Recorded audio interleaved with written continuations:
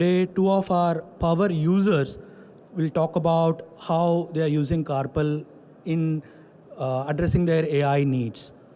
First, it's going to be Dr. Navid Faraji, who's an MSK radiologist. He's an attending. He's also the director of medical education program at University Hospitals Cleveland. He's going to talk about how he's leveraging CARPL platform's capability to deploy a fracture detection solution in their clinical workflow. Dr. Faraji.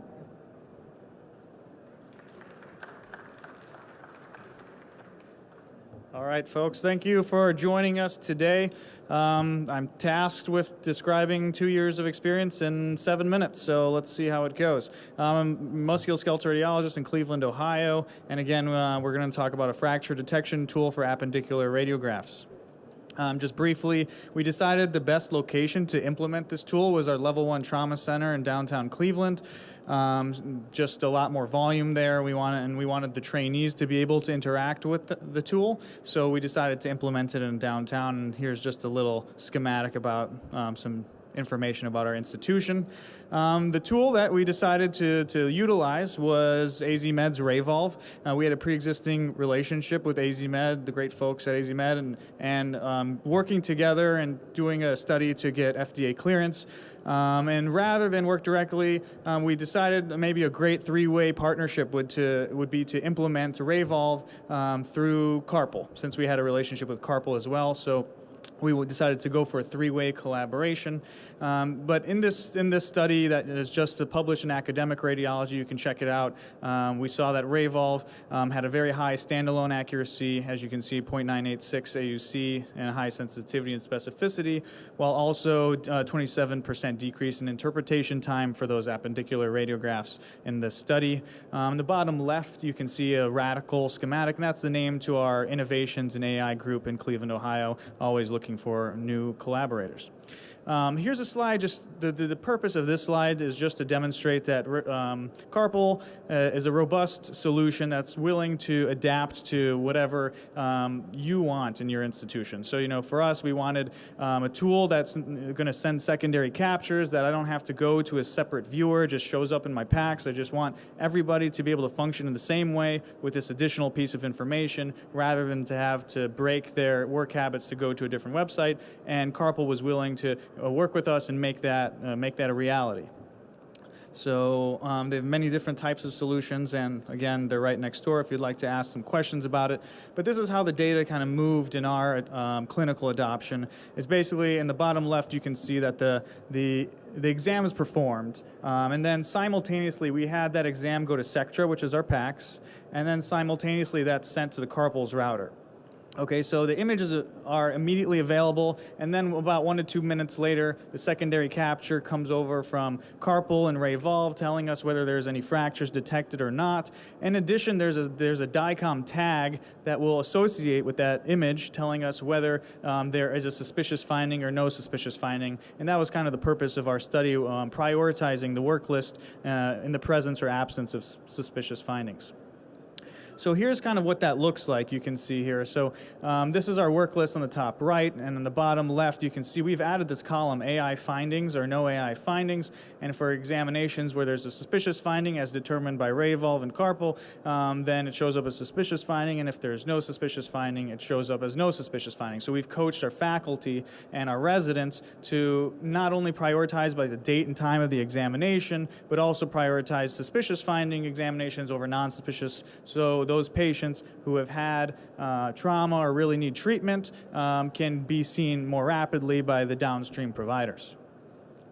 And so I kind of alluded to this earlier, but we didn't want to have to break our work habits to go to another platform to see whether there was an inference or not, or whether there was a fracture or not. So we adopted this secondary capture tool. So if I have 3 views of the wrist, each one of those is independently analyzed. And if there is a fracture detected, it'll show up here, as you can see, with a bounding box, and it's just hung with the rest of the images. And if there's no fracture detected, it just sends one capture showing that there is no fracture detected rather than 3 images. So we've been using this tool since June of 2023 in the clinical setting. Prior to that, we had been working with AZMed in the non-clinical setting, but this was a clinical adoption. And it's been running 24/7. And in that time, we've processed over 8,000 appendicular skeletal radiographs. And we've had 8 emergency radiologists interacting with this tool, 40 radiology residents interacting with this tool, and 5 of my musculoskeletal colleagues. And you can see the general age and body part distribution on the right-hand side of the screen. So what we've been able to ascertain so far, we only have very preliminary data, but we've been using the radiology resident initial interpretation as a true surrogate for the turnaround time, because in our clinical practice, the emergency radiologists are monitoring other lists. The musculoskeletal radiologists are either during the day, we have other administrative tasks, we're giving conferences, really the radiology residents that are on the lists as they should be.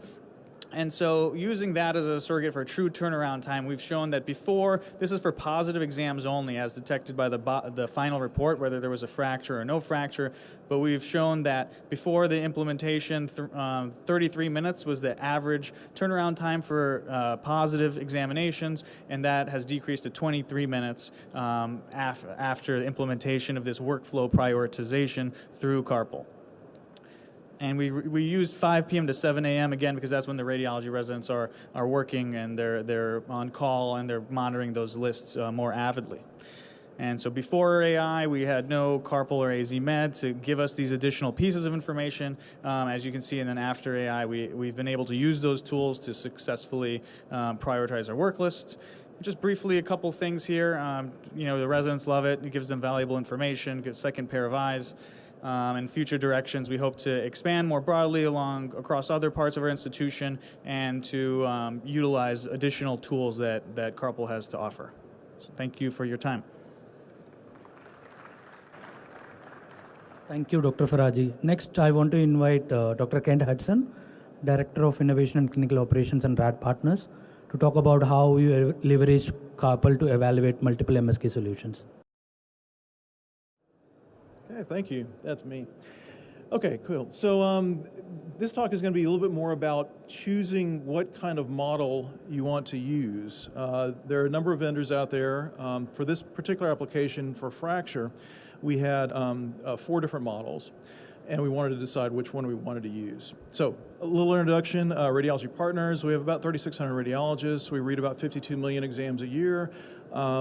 This year we've run over 20 million exams through our AI systems of various types.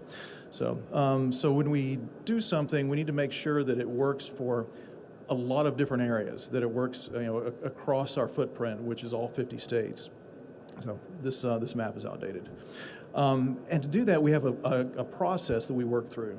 We start out with discovery, where we identify what we need, some of the technical parameters about what we want it to do, and then we get into the diligence part, which involves the ability of that vendor to integrate into our systems. Can they deploy cloud native? Can they auto scale? They've got to be able to do that to handle the volume, and then from an accuracy standpoint, can they just get it done from a model standpoint? And that's what this talk is about. We wanted to see if we could accelerate that part of it, the accuracy evaluation part of it, using a little bit different process than what we would normally do. Normally, we would deploy these vendors into a room, quote room, what we call a room, but really it's a GCP project, Google Cloud project, and then run a bunch of cases through them and do the data analysis there. Now that means that we have to do a lot of work up front to deploy those vendors in our environment.